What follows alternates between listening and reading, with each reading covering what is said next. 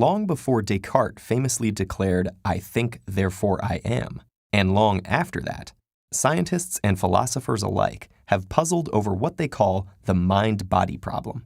Is the mind some separate non-material entity piloting a machine of flesh? Or if it's just a particularly elusive part of our physical body, how can it translate the input of our animal senses into the seemingly non-physical experiences that we call thoughts? But though the answers have been debated endlessly, new research suggests that part of the problem lies in how we pose the question in the first place, assuming a distinction between our sensory perception and our ideas that may not really be there.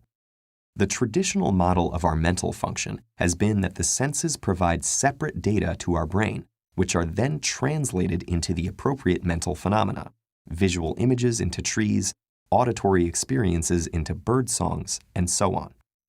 But occasionally, we have come across people whose senses seem to mingle together, allowing them to hear colors or taste sounds. Until recently, the common understanding was that this phenomenon, called synesthesia, was a direct connection between the parts of the brain responsible for sensory stimuli, such as seeing the color yellow immediately upon hearing the tone of B flat. But newer studies have shown that synesthesia is actually mediated through our understanding of the shapes, colors, and sounds that our senses apprehend. In order for the cross-sensory experiences to occur, the higher-level ideas and concepts that our minds associate with the sensory input must be activated. For example, this shape can be seen as either the letter S or the number 5, and synesthetes associate each with different colors or sounds based on how they interpret it, despite the purely visual stimulus remaining identical. In another study, synesthetes created novel color associations for unfamiliar letters after learning what the letters were. So because it relies on a connection between ideas and senses, this mental phenomenon underlying synesthesia is known as ideesthesia. Synesthesia only occurs in some people, though it may be more common than previously thought. But ideesthesia itself is a fundamental part of our lives. Virtually all of us recognize the color red as warm and blue as cold. Many would agree that bright colors, italic letters, and thin lines are high-pitched, while earth tones are low-pitched. And while many of these associations are acquired through cultural exposure, others have been demonstrated even in infants and apes, suggesting that at least some associations are inborn. When asked to choose between two possible names for these shapes, people from entirely different cultural and language backgrounds overwhelmingly agree that Kiki is the spiky star, while Booba is the rounded blob, both because of the sounds themselves and the shapes our mouths make to produce them. And this leads to even more associations within a rich semantic network. Kiki is described as nervous and clever, while Booba is perceived as lazy and slow.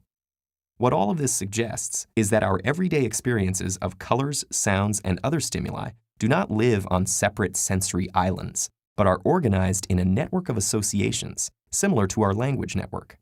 This is what enables us to understand metaphors even though they make no logical sense, such as the comparison of snow to a white blanket, based on the shared sensations of softness and lightness. Ideesthesia may even be crucial to art, which relies on a synthesis of the conceptual and the emotional. In great art, idea and aesthesia enhance each other.